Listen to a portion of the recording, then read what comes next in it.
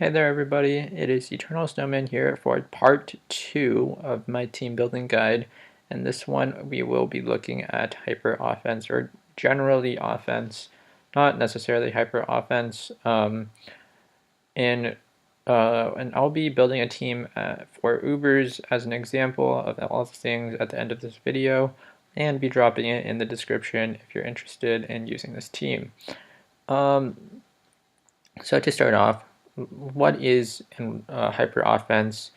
Why do we need to build it, or what does it need to have to succeed? And what are the general benchmarks? And then we'll get into Uber specific things that you want to notice, and then we'll talk about building the core. So the first thing, hyper offense or offense in general, is when you use generally offensive mons that generally are either setup or breakers, and each of them are either have a specific purpose to either set hazards or break things for the remainder of the team, so that like defensive checks are broken down. And generally hyper offense succeeds in metagames where the defensive cores are weaker, or the defensive cores can be overwhelmed by specific mons. And that kind of stuff. So hyper offense is very successful in those metas, and in tiers in which those you can either pressure the defensive recovery, or there is very little defensive recovery in general. And oftentimes hyper offense consists of, in the case of hyper offense, it's generally a hazard setter, and then 5 either breakers or setup sweepers, or that kind of stuff, and potentially 1 scarfer in there to kind of improve the matchup in general. And so the main checks you want to have is you want to have a win. Your win condition is just to set up with the mons or break with the mons and break down the enemy's offensive cores. So as much as possible, you want every single one of your mons to be able to pressure all of the prevalent defensive mons. So for example, you may want to have Xerneas and you pair it with something like, I don't know, something else that's checked by Primal Groudon, like Zekrom. So Zekrom weakens the Primal Groudon, and then Xerneas can come in and sweep. Or ARCEUS normal E-Killer, of which the common checks on many teams would be Primal Groudon. And so the important things to know is that you must have speed control as well. So for having speed control, this can be in the form of priority, this can be in the form of scarfers, or just generally really fast mons. And these speed control mons are important because you want some way of dealing with like side-by-side boosters or something like that. In the case that the opponent also boosts alongside with you, and then you need some way to check them, or you need a revenge kill, something that's faster or whatever. So there needs to be some form of speed control within the team. And you need to have hazards. This depends on the tier, but you want stealth rocks almost certainly, and then spikes and T-spikes and sticky webs. Sticky webs forms its own form of HO, which is like webs HO, which abuses the speed, and that is the form of speed control, but also because webs teams tend to have very strong breakers that are slower. And then spikes can be used to pressure, but also at the same time spikes generally don't have optimal users, and it's hard to set up both stealth rocks and spikes. And because spikes are immune by flying or levitate Pokemon, they're often less popular. It's better to have stealth rocks than spikes. But if you can have both, it is better, but at the same time it's hard to set both. So it just depends on the team. And then I believe those, okay, yeah. And the last thing to talk about is hazard removal. Unlike the other playstyles like balance and like stall, you do not need hazard removal on your team. On HO, it would be much better to pressure the enemy hazard setters or just trade hazards or whatever to be able to get those hazards on the field. And because you exert more offensive pressure in switches, you generally will benefit from the hazards more than balance or stall will. So you would prefer and wasting slots on hazard removal other than emergency hazard removal, so not dedicated hazard removal, is generally not a good thing. So those are basically the ideas of hyper offense. And then, so for uber specific things, like I talked about speed control, you need to make sure you don't lose to Scarf Xerneas, which is one of the best hyper offense counters around. You need to make sure that you don't auto lose to Xerneas, which is in Rock Polish Primal Groudon. You need to have soft checks to both. You need to make sure you have just offensive pressure against stall, and that your rock setter is able to beat Sableye, for example, or your hazard setter is able to beat Sableye, and that kind of stuff. And those are like mainly the main topics that I wanted to go over. So this can be applied to pretty much every tier. You need a hazard setter, you want breakers. They're generally easy to build. You just need to find mons that have offensive synergy with each other. That's the hardest part. So then you can apply that to the different tiers. So I was submitted a core, or not submitted, but I was asked to build this core of SD, Sash, Rayquaza, along with Xerneas. So you might have been looking at this and been wondering what is going on. So how do you build this team? So you want to start off with knowing what does Ray, going back to the previous video, what does Ray do, and why is it, when is it successful, and why would it be successful? And then what other roles do you want to fulfill? So Sash SD Ray is very good against balance. Teams that lack priority but have slower defensive cores, and it can get swept by Ray, and Ray is not dead weight versus hyper offense. And however, the Sash variant can be not very good against stall because you aren't fast enough to outspeed the common Arceus ground or general Arceus forms on those teams. However, you also don't have the power of, like, say, Life Orb to break unboosted things, things like Lugia unboosted. So Swords Dance variant is very good against balance, and then Geomancy Xerneas, very good against offense and balance as well. However, both of these mons requires pretty significant chip damage on their specific counters and checks to be able to like succeed. Ray also serves as an important member of the team because it is able to soft check all variants of Primal Groudon with both, and so we must have some way of hitting Primal Groudon. So for the Ray set, you want to start with Dragon Ascent because Swords Dance Ray, the idea behind it is breaking, and obviously you want Dragon Ascent.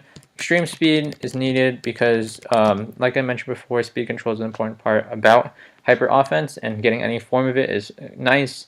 This also lets it put extra chip damage at the end of its lifespan. So, for example, if you Swords Dance and you kill the weakened Primal Groudon that comes in, and then the Scarf Zern comes in to revenge you, extreme speed can tack on damage onto that Scarf Zern. And then you want Earthquake to hit the Primal Groudon, as well as Necrozma. These two Pokemon you don't want to allow to set up on any circumstance. So we will likely need some sort of hazard setter that has some sort of removal. So an example of this would be Cloyster. Cloyster is hard to set hazards against because it has Rapid Spin as a common fourth move. So you would be running Spikes, Rapid Spin, Shell Smash, and Icicle Spear, for example. And Spikes also gives you pressure for both Ray and Xern, as both common counters to both mons are hit by the Spikes, which would be Necrozma and Primal Groudon for Xerneas, while Rayquaza would just be Arceus forms and that kind of stuff. So what do we want to accomplish? If we were to run Cloister, we would also need to run some form of Stealth Rocks, and that would likely come at the expense of Primal Groudon or potentially an Arceus form. So what do we want to add as our next mon? We want to either run Cloister or Excadrill. So both mons are viable here. Excadrill provides mostly what the same as what Cloister does, except Stealth Rocks instead of Spikes, and also, important to note, it does lose to most of the Ghost types in the tier. And as a result of this, it is less consistent at keeping off hazards. Unlike its counterpart in Cloister, Cloister is able to actually overpower many of the Ghost types in the tier, so if they try to spin block Cloister, they are in risk of dying. Excadrill, the only pressure it can really give is Toxic. However, at the same time, Excadrill does provide Toxic support against Arceus forms, which it can often trade Toxic for its life. So there are pros and cons to both.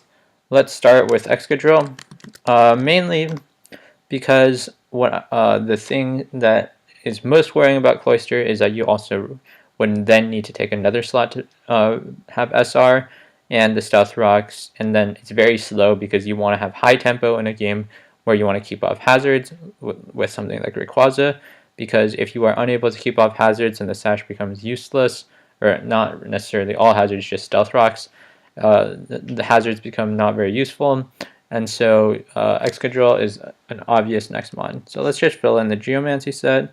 So for Xerneas, you want Power Herb for Geomancy, and then you want Moonblast, Thunder, and Focus Blast. This is just a general set. We can change it after. I'll fill in EVs at the very end because they may be getting complicated. So Excadrill, let's just go for a standard set with Mold Breaker, Stealth Rocks, Toxic, or sorry, that's not right. Toxic, Earthquake, and then Rapid Spin. So importantly to note, we are not running Rock Tomb here. We want Toxic because we want to pressure the Arceus forms. So what are all of these mons weak to? We need some way of dealing with Arceus forms, at least the defensive switch in.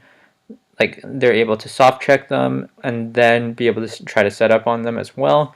So this would lead us to adding Necrozma as the next mon. And Necrozma is very good because it also is something that can hit Groudon. So we want, and when I say Necrozma, I mean Dusk-Mane specifically because it also adds us a Xerneas check. And that is very important in this game. Xerneas is a hugely oppressive mon in my opinion, and especially against offense, which is my mainly prevalent style. It is very, very good. And it can run the Choice Scarf set, which is very dangerous, and the Geomancy set as well. And so, next we want to add some sort of Arceus form. Because Arceus is so diverse, and how good it is as a mon, it pretty much outclasses anything in the general role, so you want to use one on almost every team you play. Hyper Offense is no exception, so I believe that if you are missing an Arceus form, you should just make room for it because it is a better Stealth Rock setter than pretty much anything. However, it cannot run removal, so it does lack in that department in which Excadrill and Cloister outclass it. However, you should mold your team around running one of those, and it can also be a better offensive mon in most cases than other mons. So what do we lack that we cannot pressure between these mons? So we may fear. Okay, so right now, some of the stronger steel types in the tier are troublesome, mainly Ferrothorn and Celesteela. Celesteela is less common now, but still prepare for it. So we don't want to run stuff like, well, if we choose to run something like E-Killer, we should be prepared for those. So we should run something like Overheat E-Killer or something like that to bait in the Ferrothorns. Other steel types like Necrozma could be potentially troublesome. and at least require some way to break them, at least a defensive variance. Arceus Ground and Primal Groudon will be pressured hard in this matchup because all three of these mons will have those as kind of secondary counters. And so what we want next is some way of dealing with Primal Groudon reliably, some way of pressuring the Primal Kyogres, and some way of pressuring Stall. Those three things are the most important now. Stall, Necrozma can kind of do it, and so what we want here is most likely a Primal Groudon. Although it may seem kind of basic to be running another Primal Groudon here, Primal Groudon prevents other opposing Primal Groudon from setting up. It prevents the idea of, or it is able to pressure Stall if you run the Swords Dance set, and also is able to pressure Primal Kyogre, which we are which we are currently missing. And here we also want to run as our final, as our Arceus form, Chople, Extreme Killer. We are kind of weak to Marshadow right now. Marshadow is one of the mons that you want to dodge as hyper offense. You want some way of dealing with it. The Rayquaza deals with it because it's Sash. As long as you don't set up Swords Dance haphazardly. And then Xerneas obviously deals with it well. Necrozma can deal with it. It can either burn its Z move to kill it, or the +2 will kill it straight up. And then if it's Chople, then Arceus normal can deal with it, and Primal Groudon can as well, as long as you're running a Rock Polish set. And so this team is pretty solid. It's not extremely out there or anything. Oftentimes, if you want to start with some sort of weird mon, or use those weird mons like Mega Venusaur or whatever, you often have to start with them first. And then after you know what specifically they can provide to teams, then maybe it's possible to slot them into other teams that don't necessarily start with that core. Okay. So let us just fill in the sets here. And when we're filling in the sets, we can look at specific tech options. So for Ray, we want max speed, Jolly. There is no reason to run anything but this for this. We could look at potentially adding an Adamant. However, losing the extra speed may be not that great. So I think this is generally better. We want to be running, I believe, 72 speed on Xerneas. I'll pull up another Xerneas spread to be able to pull from. I do not like the one that they give because it actually runs very little physical bulk, and I believe that Xerneas is better to run. It's better to run physical bulk on Xern than magical bulk or Spadef, because the physical bulk is generally what you're going to be setting up on. I believe that in general Scarf is better, so that's why you see mostly Scarf. And I have not used Geo in a while. Alright,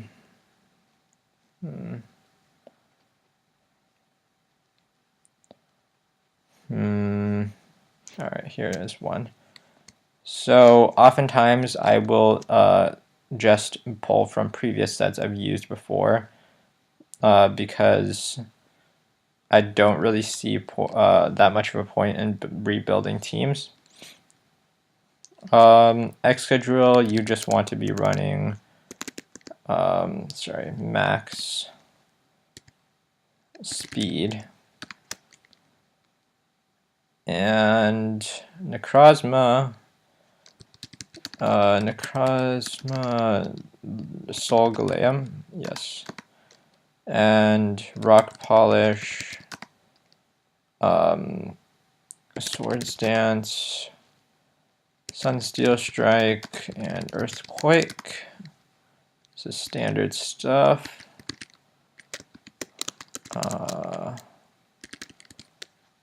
Yes, I believe that is the correct spread. I don't have another team to check on. I just believe that that is the correct spread. And then, oh shoot, and then Adamant. E-Killer, I believe, Extreme Speed, Swords Dance, and I believe we want to run Earthquake and do we want Shadow Claw? Well, yes, we want Shadow Claw because we are trying to deal with Marshadow. And I believe the analysis, because I do not use Extreme Killer very much, yes, I believe this is the spread. Actually, I mentioned it earlier, I may want to change to Overheat here, and that is what I will do. And that is because the thing is that we want to deal with, we want to be able to dodge Marshadow, of course, but we also want to deal with the Celesteela and Ferrothorns out there. And so let us do a quick calculation and to see how much we want to invest in special attack. Ferrothorn, Uber's defensive, this is the standard spread. Just make sure, and then ARCEUS, Uber Extreme Killer. Then we want to calc with Overheat. So there's not enough investment here that it would ever make it worth it to invest. So if we just take away the Adamant, for example, and do like Brave, this isn't enough. So we just stick with the Overheat here. And then against Celesteela, Uber physically defensive. As you can see, once again, not enough damage to ever really justify it. Justifies adding more special attack. So we can go ahead and do this. And then we can just take the recommended spread of 16 speed, which is to outspeed max speed Primal Groudon, which is 280, or 279 rather. As you can see here, that would be a standard. That is what we're trying to outspeed with ARCEUS normal. We also notably make our matchup versus Primal Groudon a little bit worse with this. However, ARCEUS can normally deal with Primal Groudon relatively well, so that's not a huge issue. And then our final mon is Primal Groudon, and let's go with the Swords Dance set with Rock Polish. And we want Precipice Blades, and then we want Stone Edge here because we are somewhat Ho-Oh weak. We don't have Ho-Oh tech here. Ho-Oh can beat this set. Ho-Oh will beat this set. Ho-Oh after Rocks will lose. However, with you need Chip here to beat it, and then Ho-Oh still loses here. However, because it's able to swap out, as long as we aren't able to pressure it with multiple mons, it's worse. So this is why we choose Stone Edge here over Fire Punch. Despite us being like kind of weak to Celesteela. Celesteela isn't a prevalent mon in the current meta, so I'm okay with building a team that does kind of lose to the Celesteela. So other things to note here, I'll bring over a spread for Double Dance Groudon. That is not Double Dance Groudon. That is not. That I believe is not. Yeah, that is sub SD. This I believe is not. Oh, that is not. That is not either. Man. That is Jolly.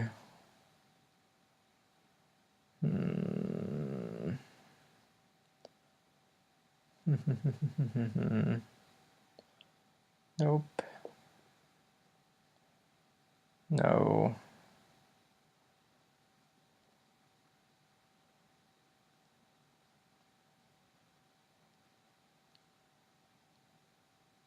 Huh. Well,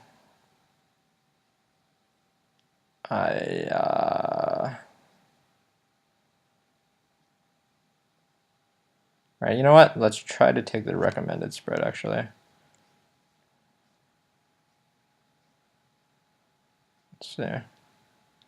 Let's see what Smogon recommends us, because I cannot find one that I've used recently. So this would be the defensive Stealth Rock set, this would be the Rock Polish set, this is the one we're looking for, and we want this spread here. And what this spread does is it maximizes its attack while giving it enough speed at +2 to outspeed anything relevant, and the SPDEF and HP will allow it to check Xern nicely. Here, for example, here is where all the set details are. 64 allowed to speed. I may want to add a little bit more speed then. I want it to outspeed modest, or sorry, not modest, Eviltall. Scarf Eviltall and Scarf Xerneas, they hit the same speed tier, which would be 326. So 326 times 1.5 is 150, 470, 450, 26, 39, so 489. So we need to hit 490, which would be 245 speed. So just with that quick math,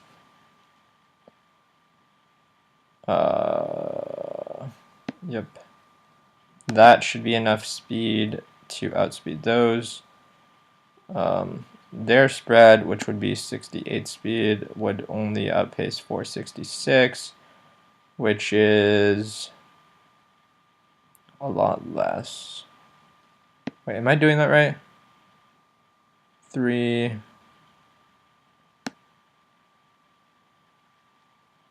Yeah, okay, I counted right. I'm just making sure. Okay, and then we want to run the rest in attack, or no, we want to run the optimal IV spread, which would be 168. And actually, I believe, so what we can do here is 240 attack actually with Adamant.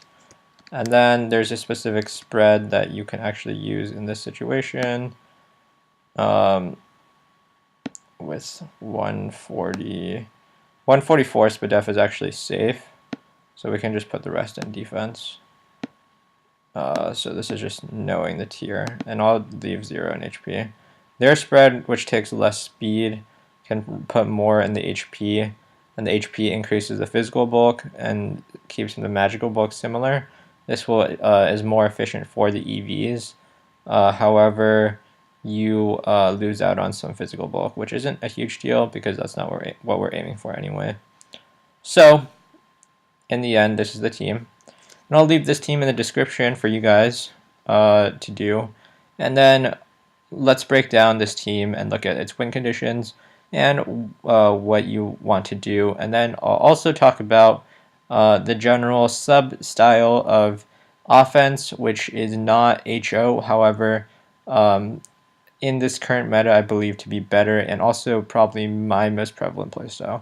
So, what this team aims to do. Leading Excadrill, you want to pressure the opponent from not getting hazards up immediately. So this is important, especially because you have the Sash Rayquaza. And spikes are fine generally, but your opponent probably isn't using spikes anyway. Unless they're playing maybe DOS offense or maybe Ferrothorn spike stack balance. Those are really the only two prevalent spike or /Cloister HO as well. And since that is the case, Excadrill is just mainly leading there, getting the Stealth Rocks up, dying, maybe getting a Toxic off on the Arceus ground. That would be very good. However, also not necessary. You could also tech here a Rock Tomb. However, at this point, it's better to have the Rapid Spin because you want. That's the main reason we're choosing Excadrill, because then we can have the Sash attack for Rayquaza. So, Rayquaza is a strong breaker. It's breaking stuff. It's going to be able to outspeed anything that's slow. For example, Necrozma. It's going to outspeed the Primal Groudon. It's going to outspeed like the greedy Modest and Modest Xerneas and Modest Eviltals that are very greedy. And then it's outspeeding slower Arc forms, which aren't really existent. And then it's able to break a lot of the fatter Mons, like Ho-Oh. It's able to break fat defensive cores. And if you can predict the Arceus switch on the Switch and the Swords Dance, importantly to note that Rayquaza loses to most of the support Arceus forms around because you need to both boost and hit it to be able to really deal damage. So those Mons are generally covered by Necrozma. It's immune to the Toxic. It can take a Groundsius hit. Groundsius can be dangerous for this team because you don't really have solid answers. You pretty much just want to keep clicking moves against it. So you just don't give it an opportunity to recover as much as possible, and punishing its recovers with stuff like switching into the Xerneas. Xerneas will pressure it out for sure. Extreme Killer is also an example of something that can pressure it, same with Necrozma. So it's not a safe switch into most of the Mons on the team. However, it can be dangerous to play against if you do not play correctly. It also notably will remove Stealth Rocks, which makes the matchup versus Ho-Oh a lot worse. And so that's like the main thing. Xerneas, you want to watch out for stuff like Necrozma, Spadef Necrozma. However, Spadef Necrozma is completely taken advantage of by Necrozma-Dusk-Mane, and it is able to boost on it very safely. And then Xerneas is so stuff like that. You want to have offensive synergies like that. So this team will be in the description below. Thank you to Ham for submitting this core, and I hope this team works out well, honestly, because I have not tested it, obviously, because I just built it for you guys. And this team pretty much checks out in most of the ways that we talked about. Looking for win conditions, what do you want out of the team? This team was just mainly for like general purpose use, as offense is generally. So thank you guys for watching, and I hope you guys enjoyed, and look forward to the next episode where we'll be breaking down Stall. And for the next episode, for Stall, I will not be building my own team. I will instead be looking at another team. Will be breaking down one of my own teams that I built because first off, I'm not an expert Stall player or builder, so thus I don't have the experience to necessarily talk about it in the way that I do offense. Oh, actually, before we go, the last thing I wanted to mention is about the playstyle of offense. And the difference between offense and hyper offense is hyper offense generally has one mon that is a dedicated suicide lead, whereas offense generally just has 6 very strong offensive mons that have good offensive synergy with each other, and which one of them carries a hazard. So this is the playstyle I've been using a lot in Ultra Sun and Moon. This playstyle, which is I just refer to it as general offense or offense, and it generally has like a specific niche in which you want to play the game or team build around it. For example, the one that is very popular, well, I have been trying to popularize / has been very popular recently, is the Stealth Rock Arceus offense teams that essentially use stuff like double fairy offense, which is the one I use a lot, which is Stealth Rock's Arceus Fairy with Xerneas to break a lot of defensive cores, the double fairy offense, and also stuff like Arceus Water offense. And those things are where you want to reserve a slot that would otherwise be used for Stealth Rocks for your Arceus form, which are efficient at setting Stealth Rocks, one, and also are not dead weight in the terms of most Stealth Rock setters. Either is a Primal Groudon slot or require a huge amount of like they are not strong at all. So they pretty much are set up bid or easily walled or don't really like contribute much offensively. So that's about it. Thank you guys for watching, and I hope you guys enjoyed, and look forward to the next part. Bye-bye.